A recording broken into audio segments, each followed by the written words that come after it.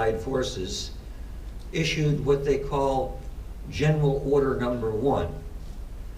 And General Order Number 1 spelled out how the Japanese soldiers would surrender and to whom and where.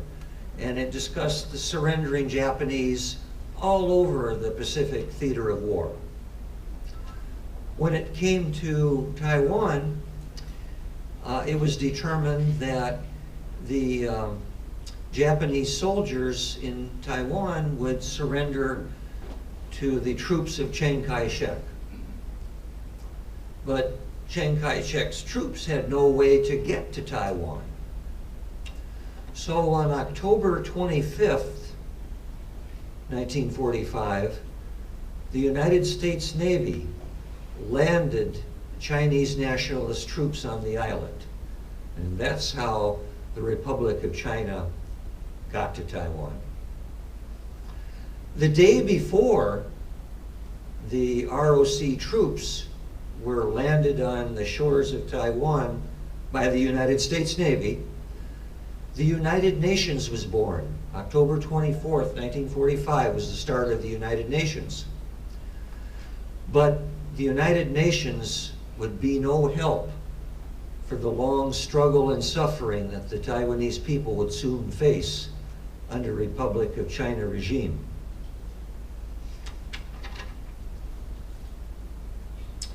In 1946, the Chinese Civil War was going on. The troops of Mao Zedong were defeating the troops of Chiang Kai-shek. The Chinese nationalists were in retreat. America was worried about the communist revolution. America was worried that China would become allied with Russia. So President Truman ordered another one of his generals to go to China and try to make peace between the Chinese communists and the Chinese nationalists, General George Marshall. But Marshall was unable to bring a truce to the Civil War in China. President Truman later explained why his peace mission failed. And I'd like to read you a sentence that Truman said explaining why that failed. This is President Truman.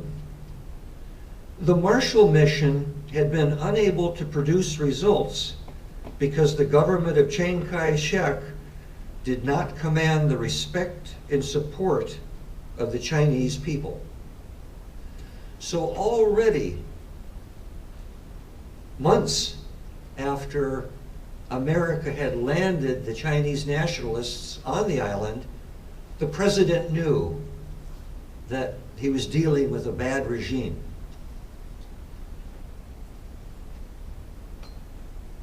But did nothing. February 28th, 1947, a date that will forever scar the history of Taiwan, the 228 massacre.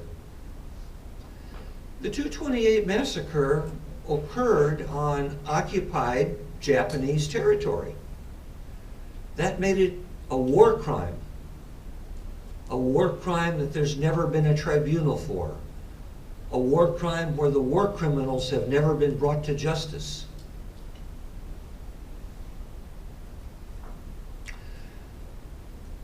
The Chinese nationalists in Taiwan said, we have a revolt going on. The Taiwanese people are rising up against us. We need more soldiers. And Chiang Kai-shek sent over thousands of troops. They arrived on March 9th of 1947, and the killing and the bloodshed began immediately. As the Chinese troop ships arrived to the coast in the harbor there outside Taipei, they began shooting the docks before they even got to shore. And as soon as they landed, they drove trucks down the streets, just machine gunning the buildings. A wave of terror. On March 9th, hundreds of people were rounded up and executed. People that had been identified as troublesome. The doctors, the lawyers, the teachers, the civic leaders. Thousands more were gunned down in the streets simply because they were there when the machine guns were firing. More war crimes that also have gone unpunished. An American naval officer who was assigned to the council, George Kerr, sent daily messages to Washington about the terror that was going on, asking for help that never came. On March 12th, 3 days after the Chinese troops arrived and began the murder, President Harry Truman issued the Truman Doctrine. There were problems in post-war Europe, particularly in Greece and in Turkey. And so Truman said, well, we can't let bad things happen to the Greeks and the Turks. And he announced the Truman Doctrine. Here's what President Truman said about Europe while the killing is going on in Taiwan.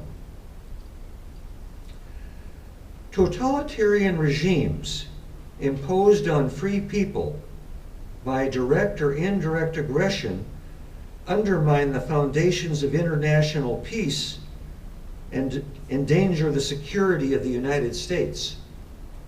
Well, wasn't that what was happening in Taiwan? Why does the Truman Doctrine only apply in Europe and not in Taiwan? Truman went on. I believe that it must be the policy of the United States to support free people who are resisting attempted subjugation by armed minorities or outside pressures. Well, that is what was happening in Taiwan. So the Truman Doctrine only applied in Europe and not in Taiwan, a double standard. Shame on Harry Truman. I used to be kind of fond of Harry Truman. He was one of my favorite presidents, but after I've learned what happened, I've lost any respect. And he was also the president who made the phrase, the buck stops here. He's the one that makes the decisions. Well, the buck stops there, Mr. President. Harry Truman, you're responsible for what happened in Taiwan. You sent the troops there, you were informed by George Kerr what was happening, and you did nothing. Finally, the reports coming from the American Council built up so much that on April 21st of 1947, the American ambassador, Walton Butterworth, sent a memo to Chiang Kai-shek, a thick memo, detailing the eyewitness reports of the tragedy and the torture and the murder that had been gathered from Americans, Canadians, and British that were in Taiwan. Chiang Kai-shek said, well, I'll read the memo. This is not what I'm hearing from my troops on the ground. And nothing happened. I don't know if Chiang Kai-shek read the memo or not, but the Americans did nothing other than give the report to him.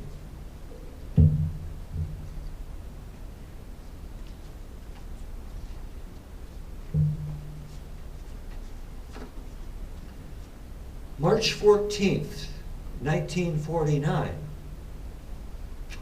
Now America's spy agency is into the picture, the Central Intelligence Agency.